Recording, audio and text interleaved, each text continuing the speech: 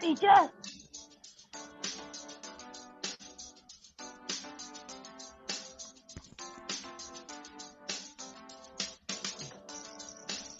ओ teacher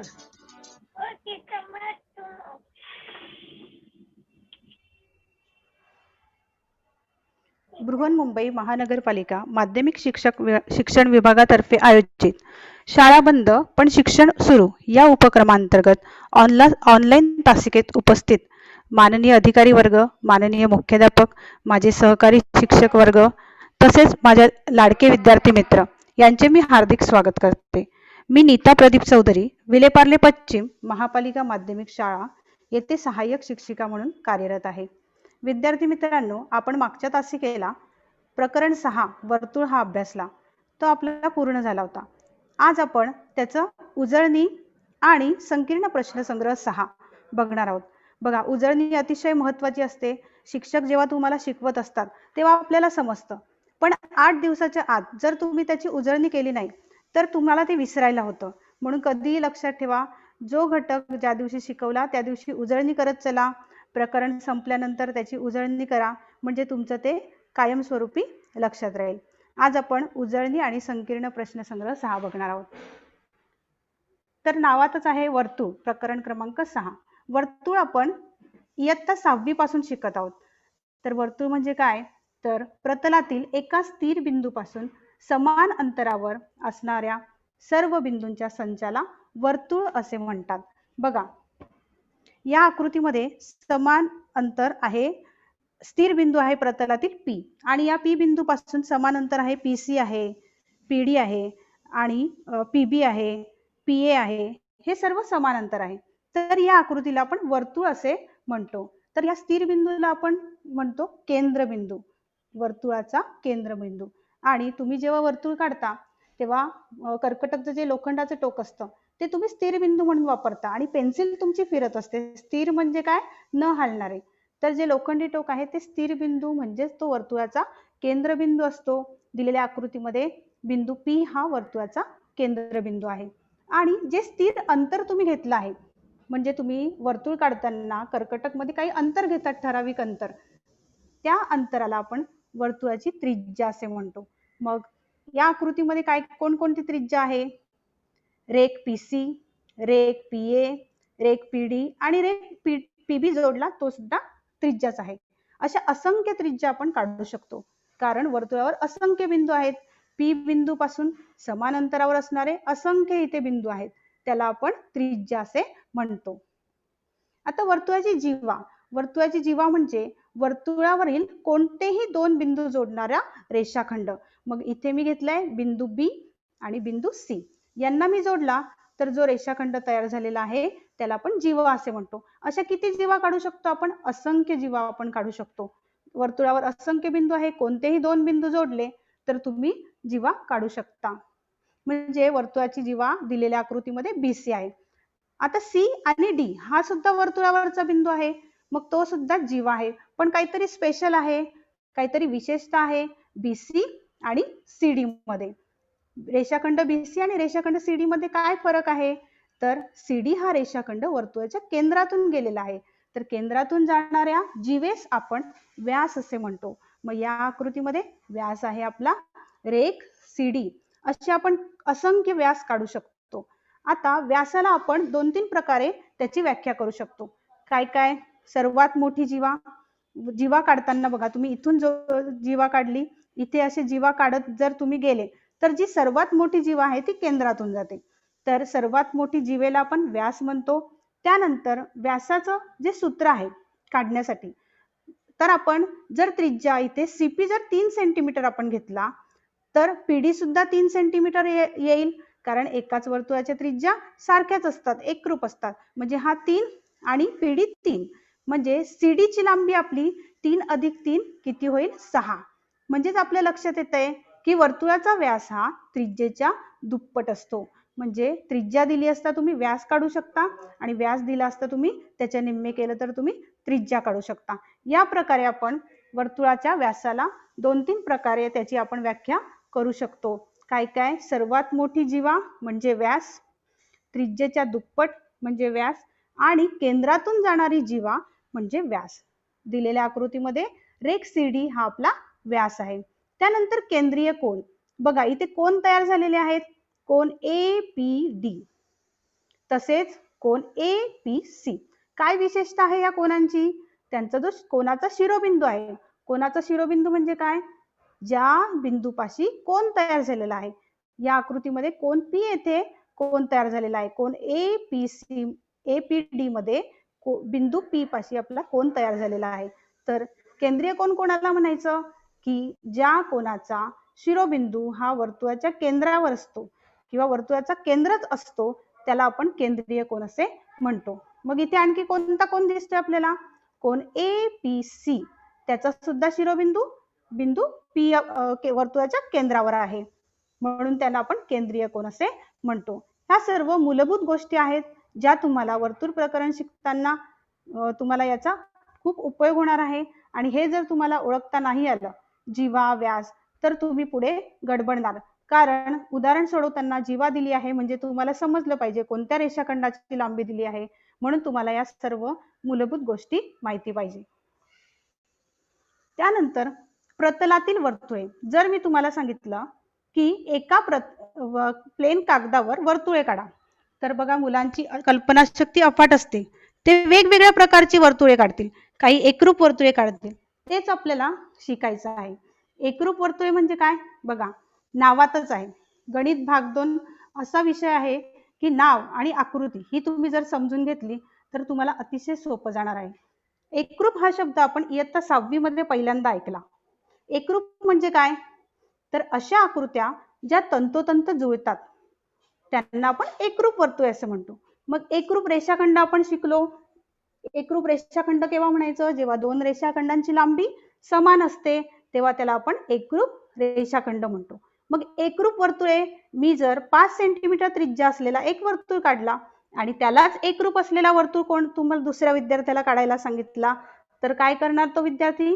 या वर्तुळाची त्रिज्या मोजणार, तेवढाच तो दुसरा वर्तुळ काढणार. म्हणजेच त्रिज्या समान असलेल्या वर्तुळांना आपण एकरूप वर्तुळे असे म्हणतो. आणि ही जर वर्तुळे तुम्ही कापून एकमेकांवर ठेवली तर आपल्याला दिसून येईल की हे एकरूप वर्तुळे आहेत, ते तंतोतंत जुळतात, म्हणून त्यांना आपण एकरूप वर्तुळे असे म्हणतो. म्हणजे त्रिज्या समान असलेल्या वर्तुळांना एकरूप वर्तुळे असे म्हणतात. दुसरा प्रकार आहे एककेंद्री वर्तुळे.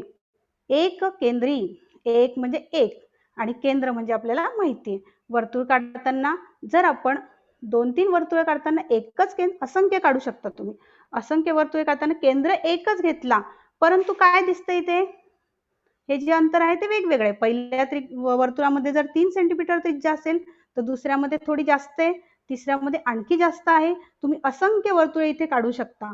म्हणजे केंद्र एकच मात्र त्रिज्या भिन्न असतील त्या वर्तुळांना आपण एककेंद्री वर्तुळे असे म्हणतो.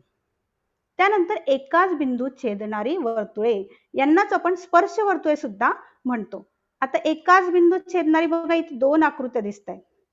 एक पहिल्या आकृतीमध्ये 2 वर्तुळ काढलेली आहेत आणि त्या दोघांमध्ये एक सामायिक बिंदू दिसतोय. तो सामायिक बिंदू जर मी हा लहान वर्तुळ जर पुसून टाकला तर तो बिंदू राहणारच आहे. मी मोठा वर्तुळ जर पुसला तरी सुद्धा तो बिंदू राहणार आहे. म्हणजे हा इथे जो त्यांचा बिंदू आहे तो दोघांमध्ये सामायिक आहे. केंद्र भिन्न आहे, त्रिज्या भिन्न आहे, त्रिज्या सारखी सुद्धा असू शकते इथे, आणि सामायिक बिंदू मात्र एकच असेल. यांना आपण एका बिंदूत छेदणारी किंवा 10वीला आपण याला स्पर्श वर्तुळे असा शब्द वापरला आहे, त्यामुळे तुम्ही तो सुद्धा लक्षात ठेवायचा आहे. 2 वर्तुळे परस्परांना स्पर्श करतायत फक्त, त्यांना आपण स्पर्श वर्तुळे किंवा एका बिंदूत छेदणारी वर्तुळे असे म्हणतो. मग काय फरक आहे या 2 आकृत्यांमध्ये? बघा, हे 2 वर्तुळे बाहेरून स्पर्श करतायत आणि ही 2 वर्तुळे आतून स्पर्श करतायत. मग 10वी मध्ये आपण डिटेल बघणार आहोत. यांना बाह्यस्पर्शी वर्तुळे म्हणतात आणि यांना आंतरस्पर्शी वर्तुळे असे म्हणतात. त्यानंतर 2 बिंदूत छेदणारी वर्तुळे. बघा नावातच आहे 2 बिंदूत. आता इथे एकाच बिंदूत होतं म्हणून एकच बिंदू सामायिक होता. इथे बघा डॉटने दाखवले आपण 2 बिंदू सामायिक आहेत म्हणून याला 2 बिंदू छेदणारी वर्तुळे असे म्हणतात. डार्क केलेले आहे बघा डॉट, म्हणजे 2 बिंदू सामायिक आहे. केंद्र भिन्न, त्रिज्या भिन्न, व सामायिक बिंदू 2 असतील तर अशा वर्तुळांना आपण 2 बिंदू छेदणारी किंवा छेदणारी वर्तुळ असे म्हणू शकतो. त्यानंतर वर्तुळाच्या जीवेचे गुणधर्म आपण बघितले. पहिलं प्रमेय आपण हे सिद्धता सुद्धा बघितलेली आहे. आता आपण फक्त त्याला रिवाइज करणार आहोत. वर्तुळाच्या केंद्रातून जीवेवर टाकलेला लंब जीवेला दुभागतो. बघा आकृतीमध्ये वर्तुळाचा केंद्र O आहे. त्या O मधून जीवेवर लंब टाकला आहे जीवा AB वर, म्हणजेच आकृतीमध्ये रेख OP लंब जीवा AB आहे. हे आपलं पक्ष झालं, हे आपल्याला माहिती आहे. आणि आपण सिद्ध काय केलं, तो जीवेला दुभागतो. दुभागतो, दु म्हणजे 2 आणि भागतो म्हणजे 2 भाग करतो, म्हणजे जीवेचे 2 समान भाग करतो. म्हणजेच AP रेख AP एकरूप रेख PB करतो आणि P हा जीवा AB चा मध्यबिंदू असेल, अशा सुद्धा आपण म्हणू शकतो. म्हणजेच रेख OP लंब जीवा AB असेल तर रेख AP एकरूप रेख PB असं आपण म्हणू शकतो आणि हे आपण उदाहरणांमध्ये वापरणार आहोत. त्यानंतर याच प्रमेयाचा व्यत्यास बघा. व्यत्यास म्हणजे आपण पहिल्या प्रकरणात बघितलं पक्षाचा साध्य होतो आणि साध्याचा पक्ष होतो. मग इथे जे साध्य होतं जीवेला दुभागतो, म्हणजेच हा मध्यबिंदू आहे, हे आपल्याला ऑलरेडी आता पहिले दिलेलं आहे. वर्तुळाचा केंद्र व जीवेचा मध्यबिंदू यांना जोडणारा रेषाखंड, म्हणजे आपल्याला इथे जे सिद्ध करायचं होतं ते इथे पहिल्यामध्ये पक्ष दिलेला आहे आणि तो रेषाखंड जीवेस लंब असतो, म्हणजे या पक्षाचा साध्य होणार आणि साध्याचा पक्ष होणार. मग दिलेल्या आकृतीमध्ये बघा, आकृतीमध्ये रेख AP एकरूप रेख PB असेल तर रेख OP लंब जीवा AB असणार. दोन्ही आकृत्यांमध्ये फरक बघा. पहिल्या आकृतीमध्ये लंब दाखवला होता कारण आपल्याला तो पक्षामध्ये दिलेला आहे आणि दुसऱ्या आकृतीमध्ये लंब दाखवलेला नाहीये, AP एकरूप PB असं दाखवलेलं आहे कारण ते आपलं पक्ष आहे. हे आपण प्रमेय आणि सिद्धताची बघितलेली आहे. त्यावर आधारित आपण सराव संच 6.1 सुद्धा आपण सोडवलंय.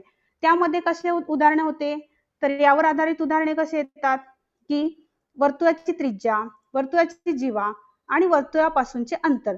आता रेख OP ला काय म्हणायचं, तर जीवेचे केंद्रापासूनचे अंतर, कारण तो लंब आहे.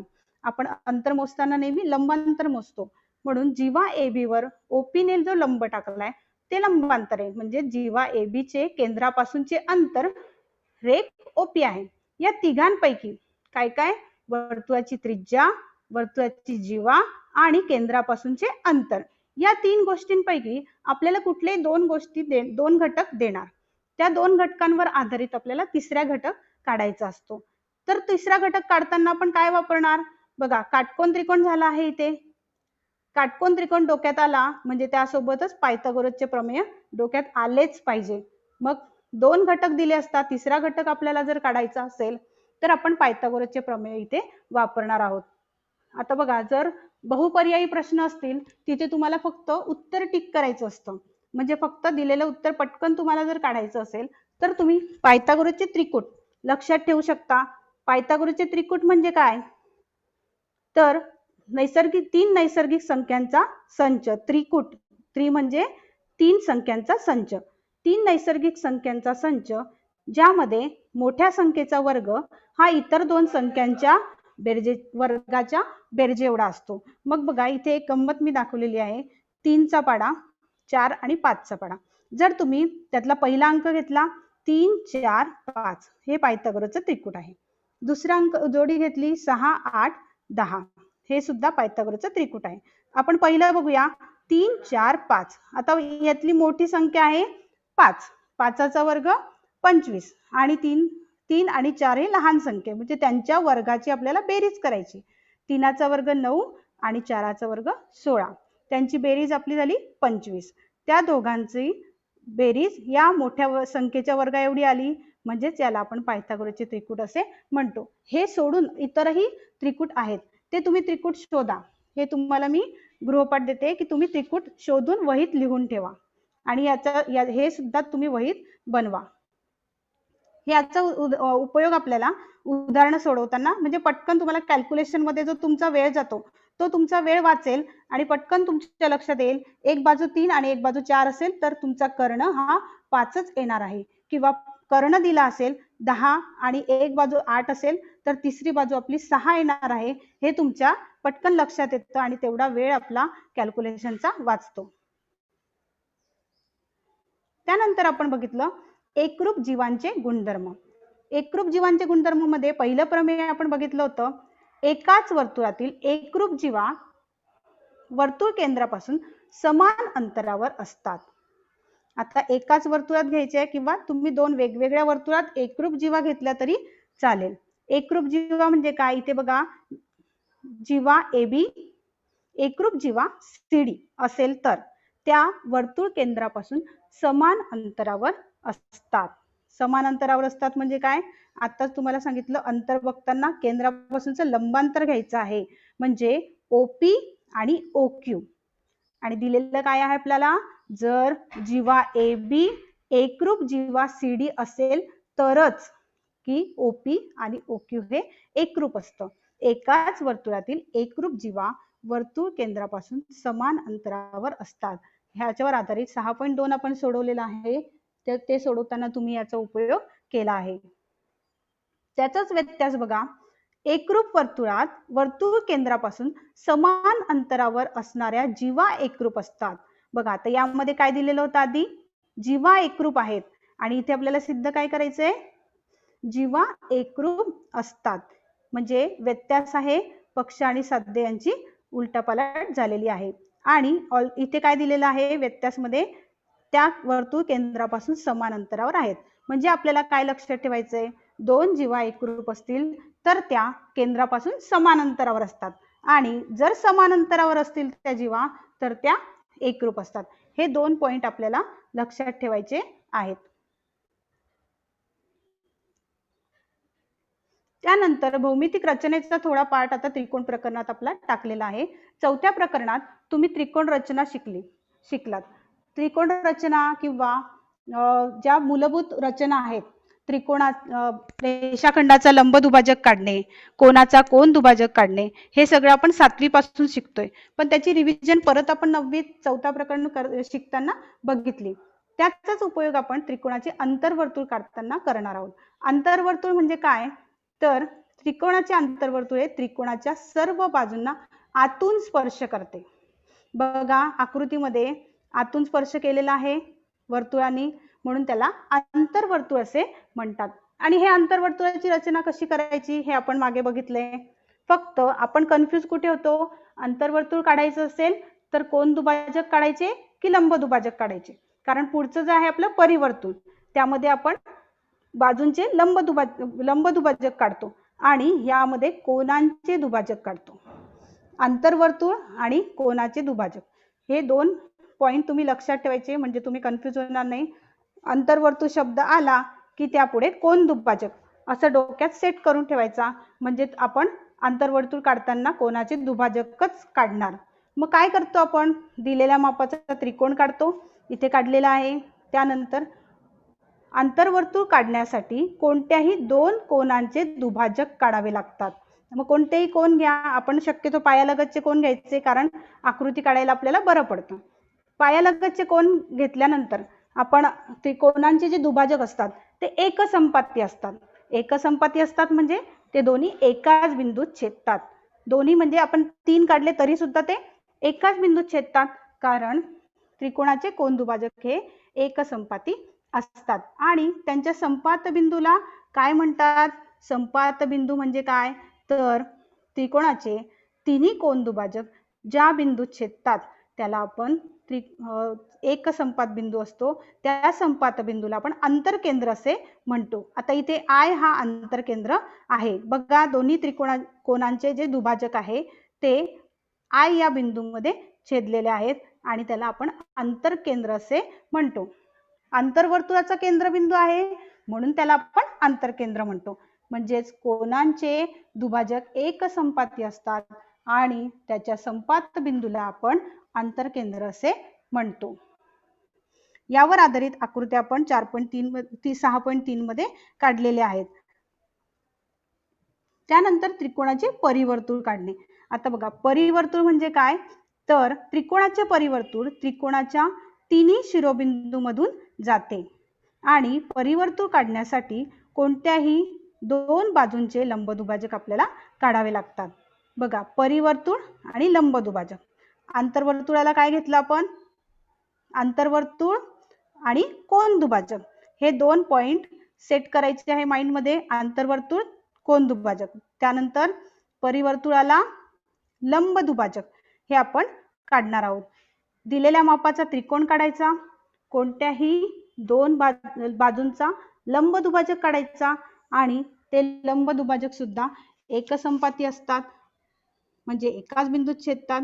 बघा इथे सी बिंदू मध्ये छेदलेले आहे आणि त्याला केंद्र मानून आपण वर्तुळ काढतो. वर्तुळाच्या शिरोबिंदूचं अंतर त्रिज्या म्हणून घेतो आणि ते वर्तुळ जे आहे ते वर्तुळ त्रिकोणाच्या तिन्ही शिरोबिंदू मधून गेलं पाहिजे, तर आपलं उत्तर, आपली आकृती बरोबर असते.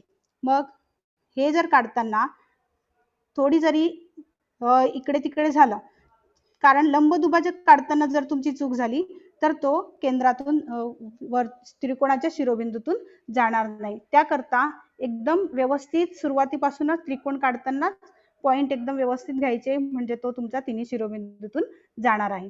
आणि याचा जो एक संपात बिंदू असतो त्या संपात बिंदूला आपण परिकेंद्र असे म्हणतो. बघा, परिवर्तुळाच्या केंद्राला आपण परिवर्तुळ म्हणतो आणि आंतरवर्तुळाच्या केंद्राला आपण आंतरकेंद्र असे म्हणतो. त्यामुळे नावावरून तुम्ही लक्षात ठेवू शकता, आंतरकेंद्र असेल ते आंतरवर्तुळाचा केंद्रबिंदू आहे. आंतरवर्तुळ, कोनाचे दुभाजक आणि आंतरकेंद्र. आणि परिवर्तुळ मध्ये परिवर्तुळ, लंब दुभाजक आणि परिकेंद्र हे 3 पॉइंट आपण लक्षात ठेवायचे आहेत. इथे एवढं आपण प्रकरण 6 मध्ये बघितलं. 6.3 आपण एवढं संपवलेलं होतं मागच्या तासाला. त्यानंतर संकीर्ण प्रश्न संग्रह 6 ला आपण सुरुवात करूया. काय पहिला प्रश्न? पहिला आपला बहुपर्यायी प्रश्न असतो. खालील बहुपर्यायी प्रश्नांच्या दिलेल्या उत्तरांपैकी अचूक पर्याय निवडा. काय आहे पहिला प्रश्न? एका वर्तुळाची त्रिज्या 10 सेमी असून त्याच्या एका जीवेचे अंतर केंद्रापासून 6 सेमी आहे, तर त्या जीवेची लांबी किती? आता आपण जे वर्तुळाच्या जीवेचे गुणधर्म जे शिकलो त्यावर आधारित हा प्रश्न आहे. तर हा प्रश्न आपण सोडवताना आपल्याला आकृती काढणं गरजेचं आहे, त्याशिवाय आपल्याला येणार नाही. येऊ शकतं, पण जेव्हा आपण गडबडीत मनातल्या मनात जेव्हा कॅल्क्युलेशन करतो तेव्हा आपण उत्तर चुकण्याची शक्यता असते. त्यामुळे आकृती काढून रफ मध्ये का होईना आकृती काढायची आणि माप देऊन आपण पटकन त्याचं उत्तर काढू शकतो. बघा, वर्तुळाची त्रिज्या किती दिलेली आहे? 10 सेमी आकृतीमध्ये दाखवलेली आहे. जीवेचे केंद्रापासूनचे अंतर 6 सेमी आहे, म्हणजे ओपी हे डिस्टन्स 6 सेमी आहे. तर त्या जीवेची लांबी काढा. आता जीवेची लांबी म्हणजे आपल्याला AB या जीवेची लांबी काढायची आहे. ते तुम्हाला समजवतानाच पायथागोरसचं प्रमेय आपण इथे वापरायचं आहे. आणि त्रिकूट जर तुमच्या लक्षात राहिलं असेल तर दुसरं त्रिकूट होतं आपलं 6, 8, 10. आता 6, 8, 10 पैकी आपल्याला 6 आणि 10 हे अंक दिलेले आहेत, म्हणजे AP आपला किती येईल? 8 येईल. किंवा तुम्ही कॅल्क्युलेशन करा, जर तुमच्या लक्षात नसेल तर 10चा वर्ग आपला 100 येतो आणि 6चा वर्ग 36. त्या दोघांची वजाबाकी केली असता 64 आणि 64चं वर्गमूळ आपलं येतं 8 सेमी. आता जर आपण गडबडीत 8 सेमीवर टिक केलं तर आपलं उत्तर चुकणार आहे. का? कारण आपल्याला विचारलं आहे जीवेची लांबी किती आणि आपण काय काढलं? AP बरोबर 8 काढलंय.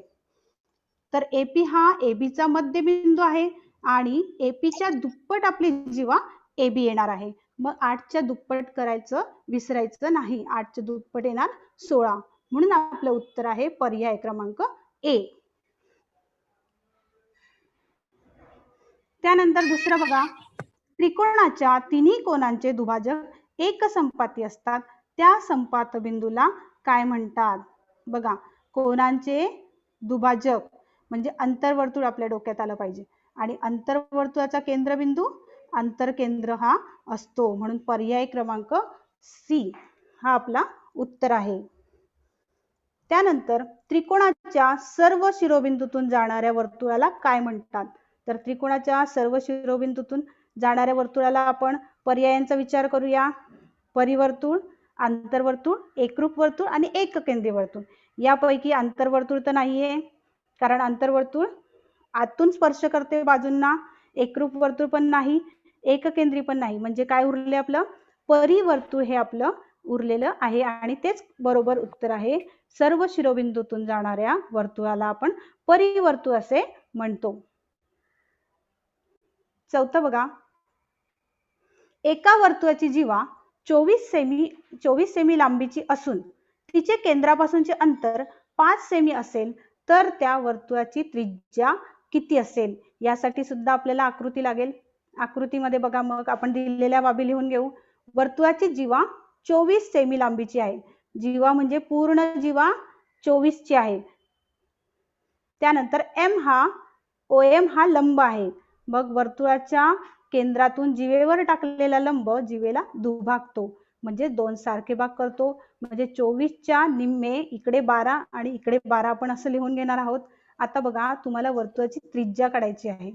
वर्तुळाची त्रिज्या किती असेल? पायथागोरसचा प्रमेय इथे वापरू शकता तुम्ही. पायथागोरसचे प्रमेय वापरल्यानंतर आपल्या लक्षात येईल की OP बरोबर 13. 12चा वर्ग 144 आणि 5चा वर्ग 25. दोघांची बेरीज येणार 169 आणि 169चं वर्गमूळ आहे 13. म्हणजेच आपला पर्याय बी हे बरोबर उत्तर आहे. त्यानंतर 5वं बघा, 2.9 सेमी त्रिज्या असणाऱ्या वर्तुळात जास्तीत जास्त किती लांबीची जीवा असू शकते?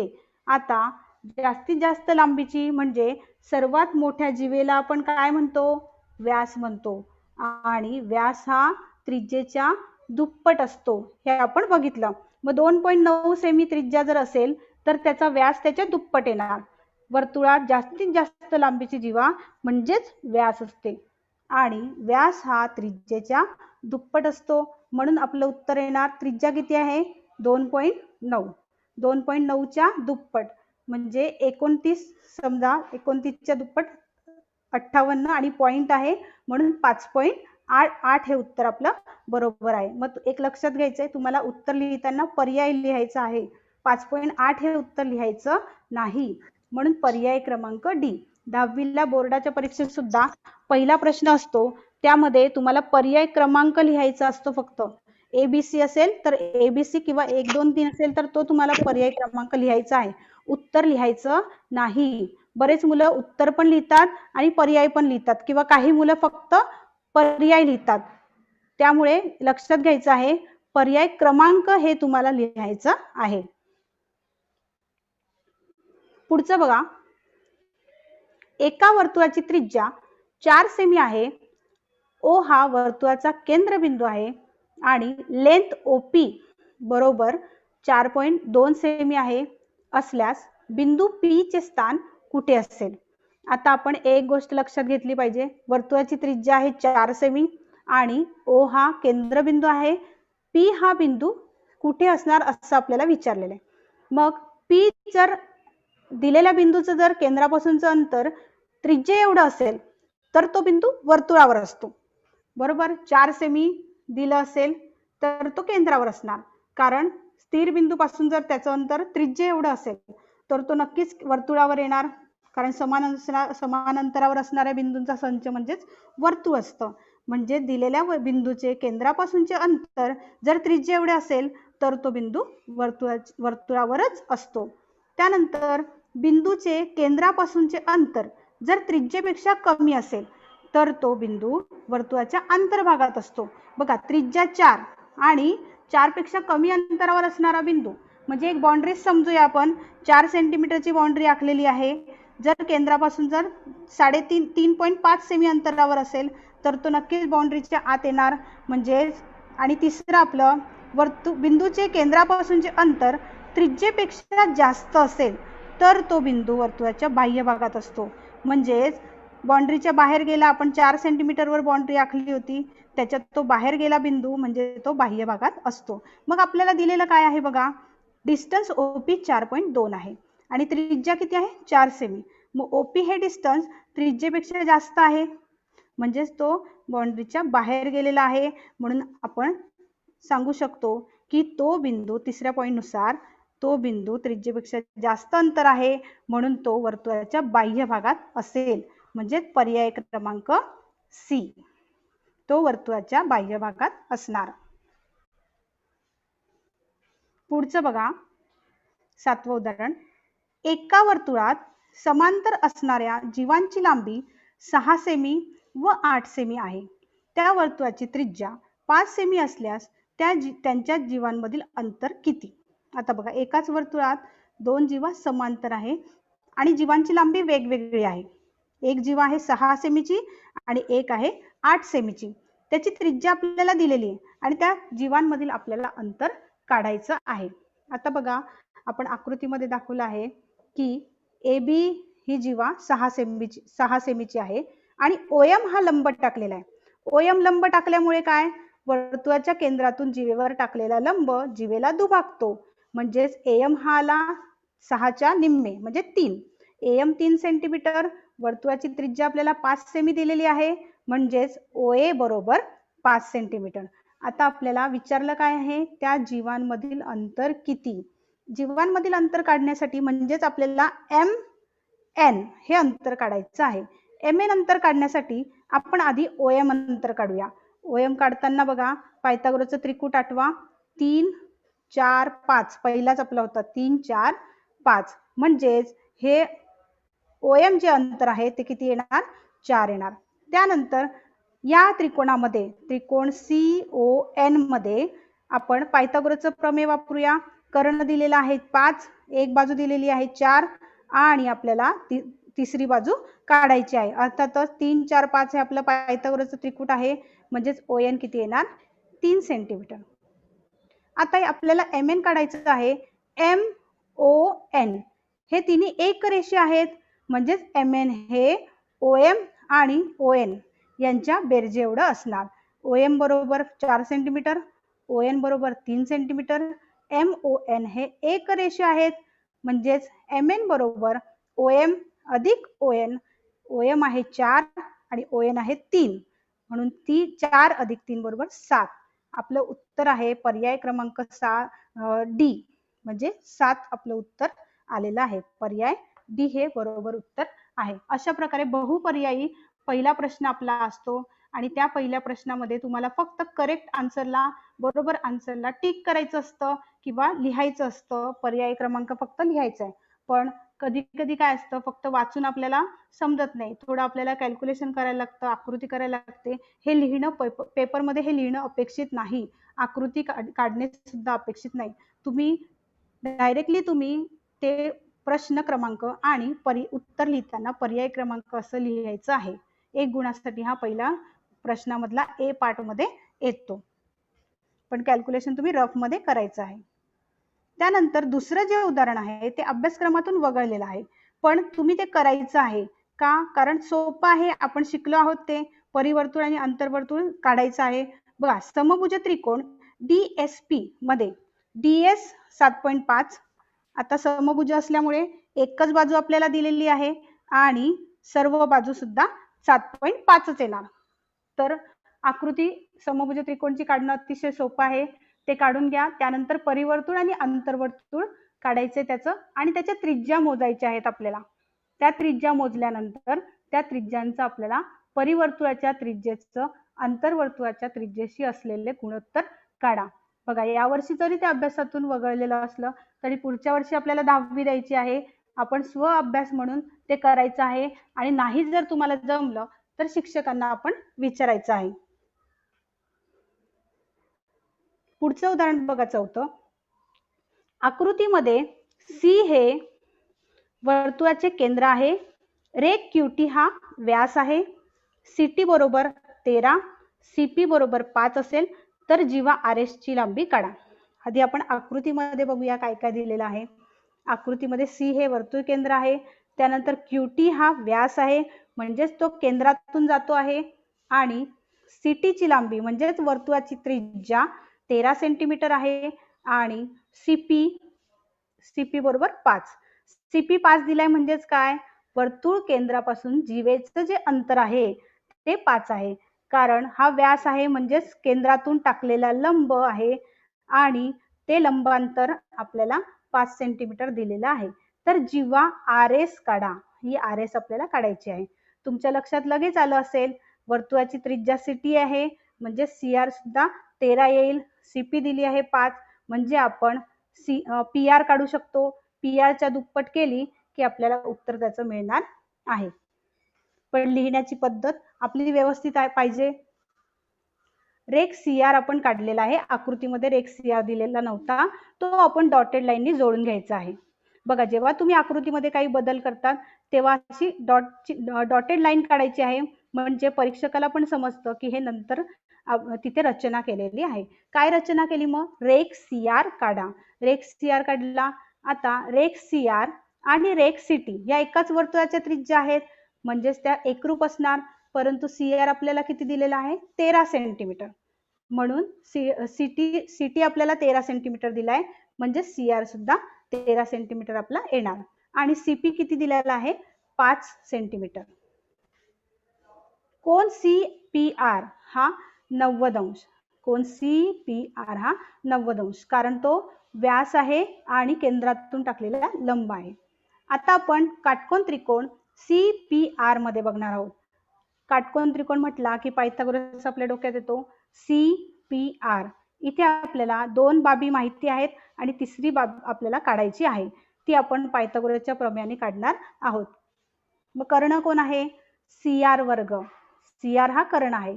काटकोनाच्या समोरची बाजू कर्ण असते, म्हणजे CR वर्ग बरोबर CP वर्ग अधिक RP वर्ग. दिलेल्या किमती टाका. CR आहे 13 सेंटीमीटर, 13चा वर्ग बरोबर CP 5चा वर्ग, आणि RP हा आपल्याला काढायचा आहे. RP आपण तसाच ठेवायचा आहे. पुढच्या पायरीमध्ये आपण वर्ग केलाय. 13चा वर्ग 169 बरोबर 25, 5चा वर्ग 25 अधिक RP वर्ग. आता RP आपण या बाजूला ठेवणार आणि 25 हा आपण दुसऱ्या बाजूला पक्षांतर करणार आहोत, म्हणजे तो ऋण होणार. RP वर्ग बरोबर 169 वजा 25, दोघांची वजाबाकी 144 येणार, आणि 144 हा 12चा वर्ग आहे.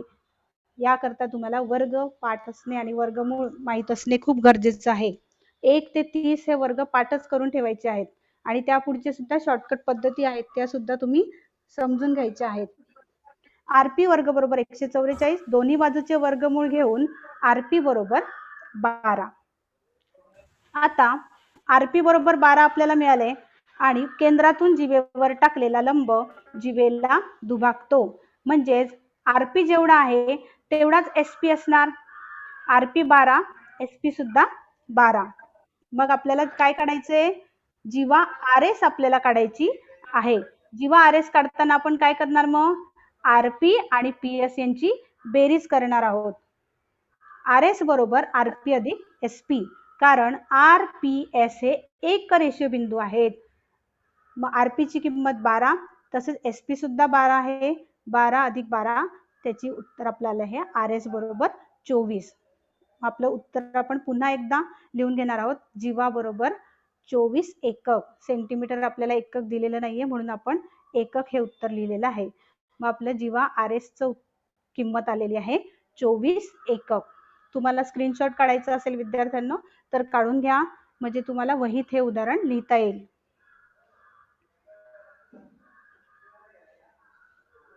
त्यानंतर 5वं उदाहरण आहे. आकृतीमध्ये P हे वर्तुळाचे केंद्र आहे. जीवा AB आणि जीवा CD व्यासावर बिंदू E मध्ये छेदतात, आणि कोन AEP एकरूप कोन DEP असेल तर सिद्ध करा की AB बरोबर CD. आपल्याला आकृती दिलेली आहे. बघा, आपण आकृतीमध्ये बघूया. P हे वर्तुळाचे केंद्र आहे. बघा, P हे वर्तुळाचे केंद्र आहे. त्यानंतर जीवा AB, इथे जीवा AB आहे, आणि जीवा CD, इथे जीवा CD आहे. व्यासावर E बिंदूमध्ये छेदतात. मग आपल्याला व्यास सुद्धा काढावा लागणार आहे, त्याशिवाय आपल्याला छेदता येणार नाही. मग इथून सरळ आपण व्यास काढलेला आहे, आणि ते E बिंदूमध्ये छेदतात. आता दिलेलं काय आपल्याला आणखी? कोन AEP एकरूप कोन DEP. बघा, कोन नीट लक्ष द्या. AEP एकरूप कोन DEP हे आपल्याला एकरूप दिलेले आहेत, आणि सिद्ध करायचं आहे की त्या जीवा एकरूप आहेत. ए बी आणि सी डी या जीवा एकरूप आहेत. मग आपण आकृतीमध्ये काय बदल केलेला आहे बघा. पी केंद्रामधून ए बी या जीवेवर आपण पी एन हा लंब टाकलेला आहे आणि पी केंद्रातून जीवा सी डी वर पी एम हा लंब टाकला आहे. आपण लंब का टाकलाय ते आपल्या लक्षात येईल आता पुढे, कारण आपल्याला हे दोन कोण एकरूप दाखवलेले आहे. मग ते दोन कोण एकरूप आहेत म्हणजेच हा जो व्यास आहे ईपी, हा व्यास जो आहे तो कोन दुभाजक आहे.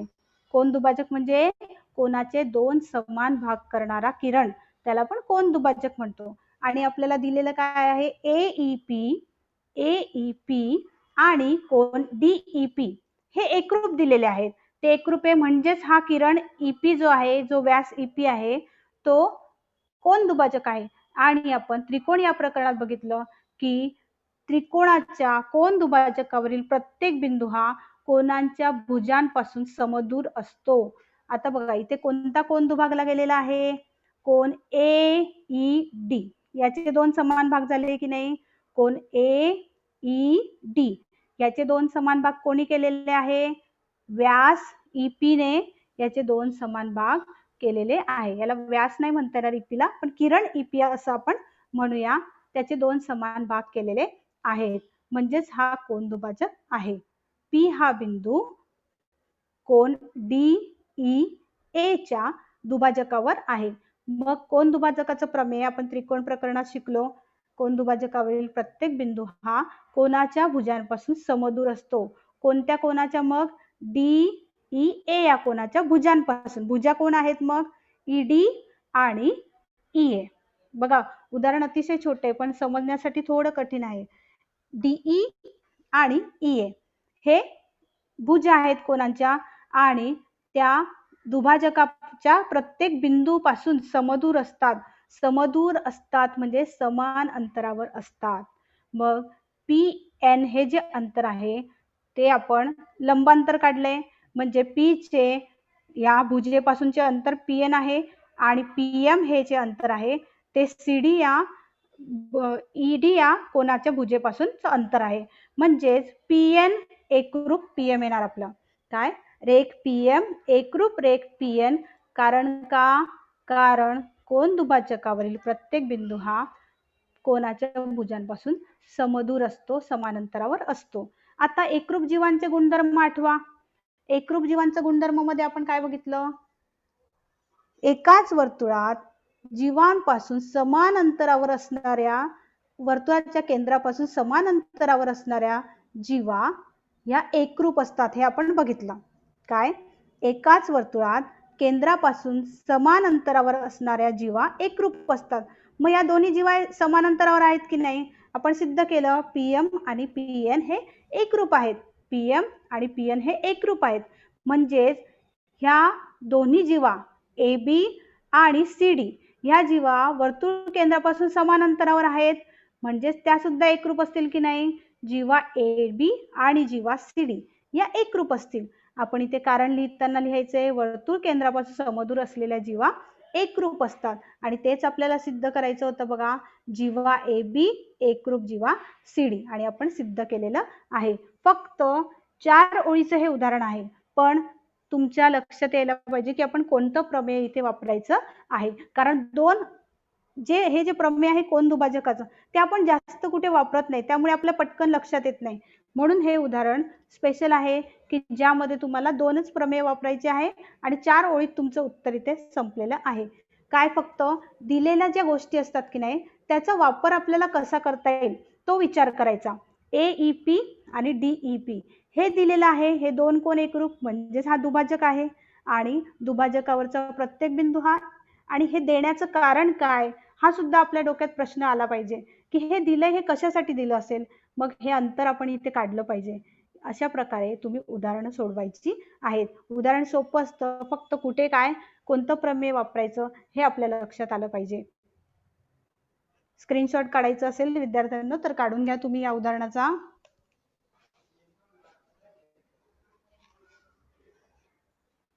आणि पुढचं उदाहरण आपलं आहे 6वं उदाहरण. स्क्रीनशॉट काढ दे. काढायचं आहे का, 1 मिनिट.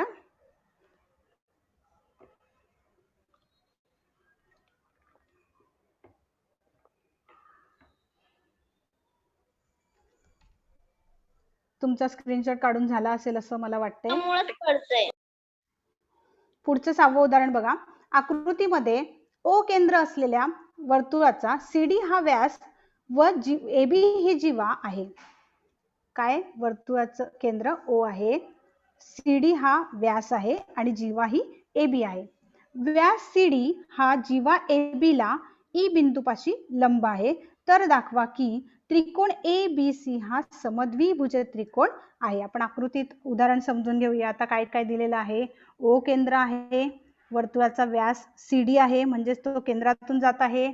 त्यानंतर जीवा AB आहे, व्यास CD हा जीवा AB ला E बिंदूपाशी लंब आहे, म्हणजे हा इथे लंब आहे, त्याला आपण E नाव दिलेलं आहे. म्हणजे व्यास आणि जीवा जिथे छेदतायत तिथे लंब आहे आणि आपण E नाव दिलेलं आहे. तर दाखवा की त्रिकोण ABC हा समद्विभुज त्रिकोण आहे. त्रिकोण ABC हा समद्विभुज त्रिकोण आहे, हे आपल्याला सिद्ध करायचं आहे. आता समद्विभुज त्रिकोण म्हणजे काय हे आपल्या डोक्यात आधी आलं पाहिजे. काय? सम, द्वि आणि भुज. सम म्हणजे समान, द्वि म्हणजे दोन आणि भुज म्हणजे बाजू.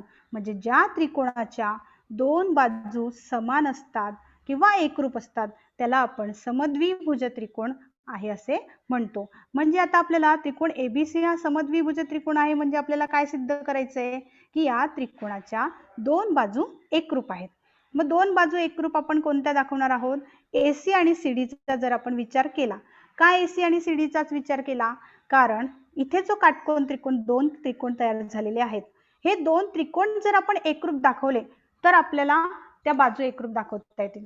त्रिकोणांची एकरूपता मध्ये आपण शिकलो, दोन त्रिकोण जर एकरूप असतील तर त्यांच्या संगत भुजा एकरूप असतात आणि संगत कोन सुद्धा एकरूप असतात. मग जर आपण हे दोन त्रिकोण एकरूप दाखवले, AEC हा AEC आणि BCE हे दोन त्रिकोण जर आपण एकरूप दाखवले तर आपण आरामात दाखवू शकतो की बाजू AC आणि बाजू BC एकरूप आहे. मग हे दोन त्रिकोण एकरूप दाखवण्यासाठी आपल्याला 3 घटक लागतील.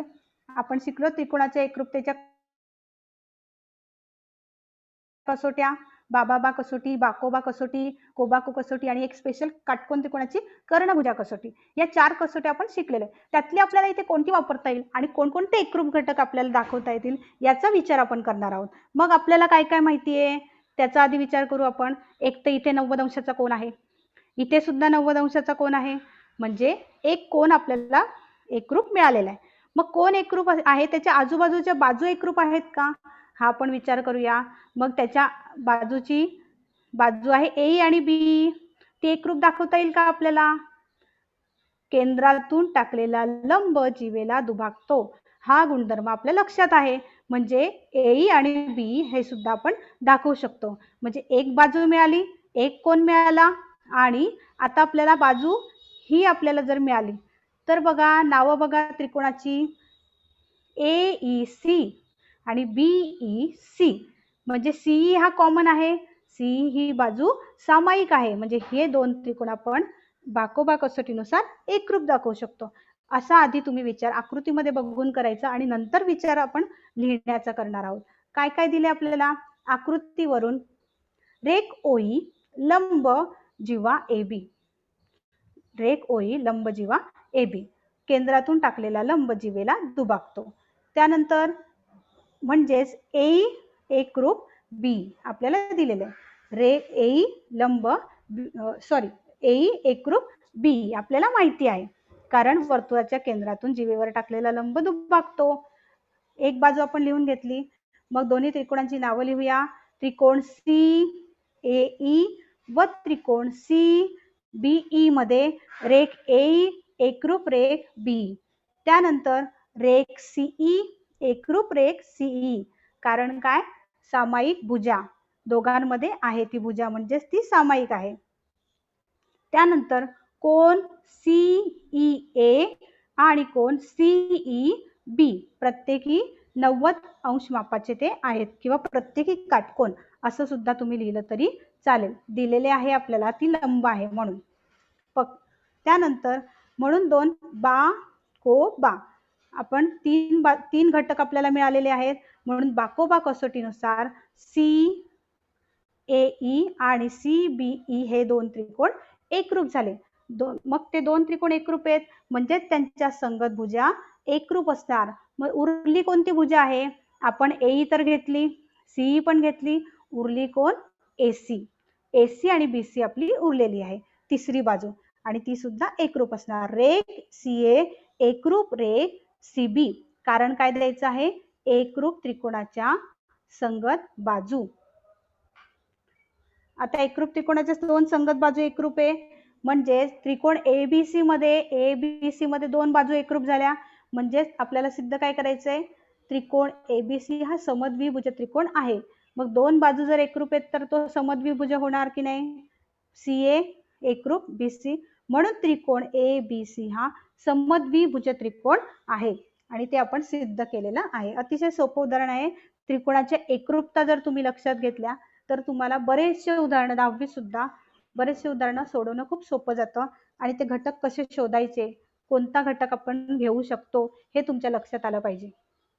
अशा प्रकारे आपण 6वं उदाहरण इथे संपवलेलं आहे. आता तुम्ही जे उदाहरण करायचं आहे घरी, जो गृहपाठ आहे तो बघा. संकीर्ण प्रश्नसंग्रह 6 मधलं तिसरं उदाहरण आहे बघा. त्रिकोण NTS मध्ये NT बरोबर 5.7 सेमी, TS बरोबर 7.5 सेमी आणि कोन NTS बरोबर 110 अंश आहे. तर त्रिकोण NTS काढून त्याचे परिवर्तुळ व अंतर्वर्तुळ काढा. आता बघा हे आपलं झालेलं आहे. परिवर्तुळ आणि अंतर्वर्तुळ तुम्हाला काढता येतं. हे तुम्ही काढायचं आहे. कसं काढायचं? तर आधी तुम्ही त्रिकोण रचना करून घ्या.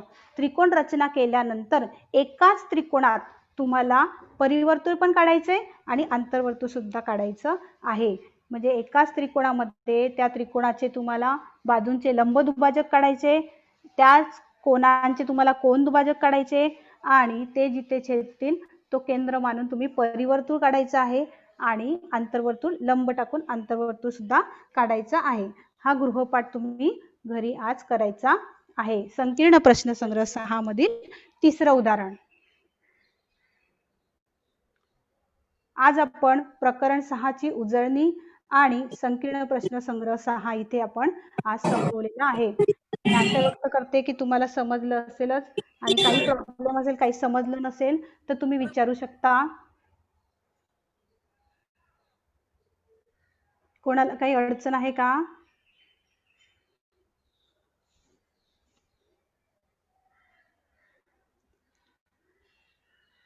सर्व विद्यार्थ्यांना आज शिकवलेला घटक समजला असेलच असं मी आशा व्यक्त करते आणि त्याची उजळणी तुम्ही आजच घरी करायची आहे म्हणजे तुमच्या नीट ते लक्षात राहील. आणि आज तुम्हाला जर व्हिडिओ आवडला असेल तर तो तुम्ही शेअर करा, तुमच्या मित्रमैत्रिणींना सुद्धा दाखवा. थँक्यू.